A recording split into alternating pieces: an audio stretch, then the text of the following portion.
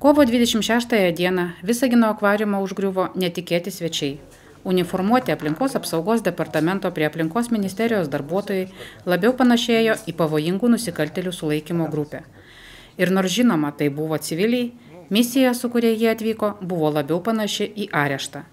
Areštuotieji, 3 papūgos, voverės ir vėžliai buvo paimti iš akvariumo ir nugabenti į laukinių gyvūnų globos centrą esantį Kauno rajone. Ši istorija sukėlė didelį visuomenės pasipiktinimą, ne tik Visagine, bet ir Lietuvoje. Jie susidomėjo keli televizijos kanalai. Birželio 12 dieną Visagino akvariumo savininkas Alvydas Vytas susigrąžino savo augintinius namo. Interviu metu mūsų redakcijai jis papasakojo gyvūnų paėmimo ir kovos už jų grąžinimą istoriją. Dėl kokių priežasčių aplinkos apsaugos departamento darbuotojai lankėsi Visagino akvariume? Jie pasižiūrėjo reportažą per LRT televiziją vasario 28 dieną ir nusprendė, kad reikia atvažiuoti padaryti neeilinį patikrinimą. Per 24 metus nei vieno patikrinimo pas mane nebuvo. Šitas visi, netgi aplinkosaugininkai čia buvo susirinkę, kažkoks tai, bet jų buvo suvažiavimas, visi aplinkosaugininkai buvo pas mane atvažiavę ir aš jiems dariau ekskursiją. Tiesa, tada atrodo, man papūgų nebuvo.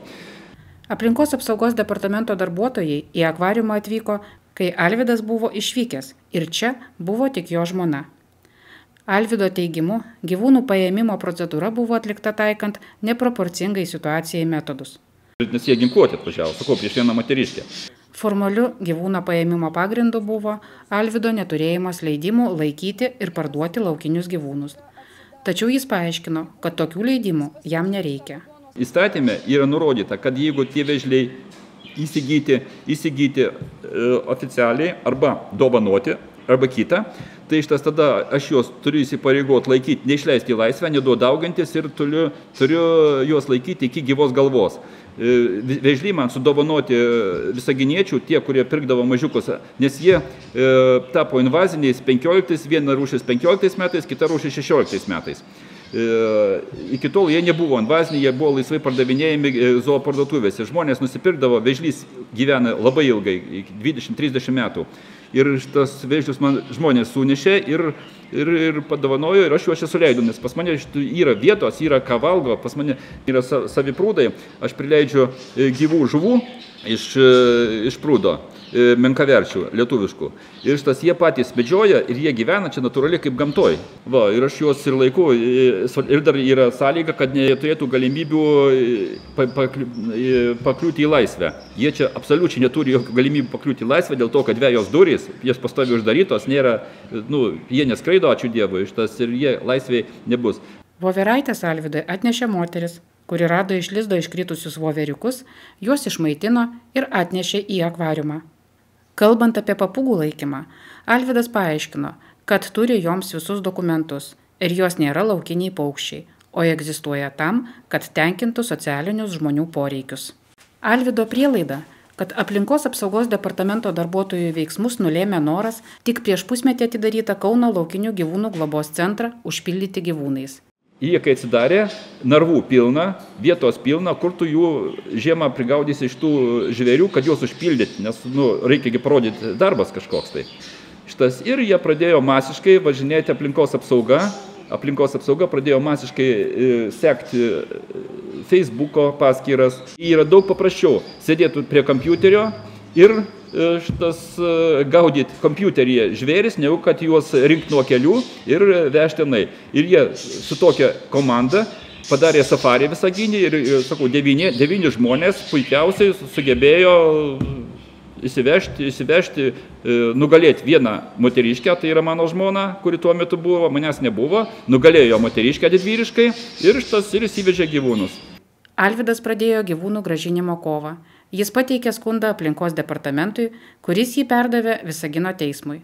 Jie nesugebėjo apiforminti tinkamai gyvūnų paėmimo, įsivežė juos ir dėl procedūrinių pažeidimų gyvūnų paėmimo metu padarytų mano advokatas padavė skundą ir buvo skundas mano išnagrinėtas operatyviai Visagino teismo ir priimtas sprendimas grąžinti visus gyvūnus dėl to, kad jie buvo neteisingai paimti, neteisingai apiforminti.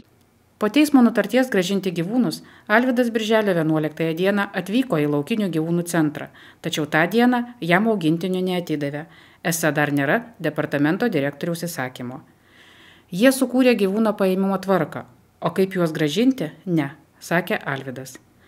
Birželio 12 jis visgi atsiėmė savo augintinius, papūgų būklė jį labai nuliūdino. Kakadu grąžinta. Buvo paimta skraidanti kakadu, grąžinta šliaužianti. Paimta buvo grąžinta, o tokia apipešiota, lyg tai su ja kas būtų grindis plovęs. Žiūrėkit, kokia dabar pas ją burna. Purvina, kaip buvo maitinama tikriausiai kaip paršas iš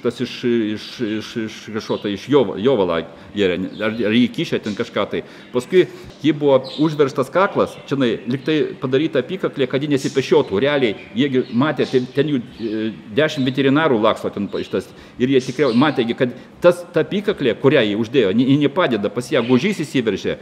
Jis negalėjo valgyti normaliai. Ir šitas gužys, jis turi būti vertikalus, o jis tapo horizontalus ir įsiplečia. Aš per video pas mane Facebook'e bus parodžiau, kaip aš jį paskui atgal grąžinau, čia tas pats kaip išvarža, kai reikia sukišti atgal į pilvą iškritusią žarną, va čia aš jam taip sukišau atgal tą gūžį. Jei, tarkime, jie vėl ateis pas jūs norėdami paimti gyvūnus, kokie bus jūsų veiksmai?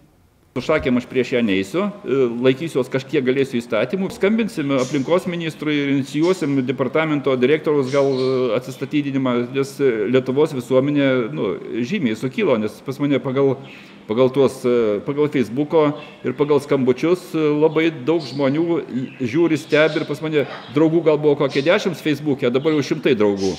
Kol buvo ruošiamas reportažas, paaiškėjo, kad aplinkos apsaugos departamentas inicijavo pakartotinę gyvūnų paėmimo iš Visagino akvariumo procedūrą, tačiau Visagino teismas jų prašymą atmetė be teisės apskųsti. Laimėtas pirmas mūšis, bet tai nereiškia, kad laimėtas karas. Karas dar nelaimėtas, dar kariausim. Birželio 17 dieną Alvydas Vytas parengė skundą dėl aplinkos apsaugos departamento veiksmų, kurį elektroniniu būdu išsiuntė valstybiniai maisto ir veterinarijos tarnybai. Prie skundo buvo pridėti dokumentai ir vaizdo medžiaga, patvirtinantis prastą papūgos būklę grįžus iš laukinių gyvūnų globos centro.